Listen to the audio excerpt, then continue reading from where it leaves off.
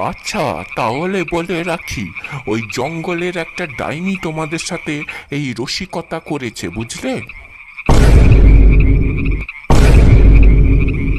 তবে চিন্তার কোনো কারণ নেই। এই কানু, তোর কাছে একটা মিষ্টির প্যাকেট আছে নাকি? দে তো আমাকে, তাড়াতাড়ি দে দেখি।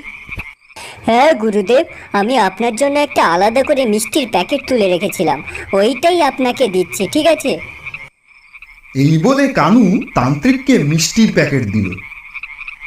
বড্ড লোভ না তোর ডাইনি? মিষ্টি খাওয়ার লোভ না? দাঁড়া, এই মিষ্টি দিয়ে তোকে আমি আজ সাহেস্তা করবো, দেখবি। তারপর তান্ত্রিক মন্ত্র পড়ল মিষ্টির প্যাকেটের উপর। ওম হুম ফটফট, মন্ত্র পড়ি ঝটাফট। মিষ্টি খাবে যেই জন, পেটের ব্যামা হবে তখন। বুঝবি তখন কত ঠেলা, চুরি করার কত জ্বালা। এইবার ডাইনি যত মিষ্টি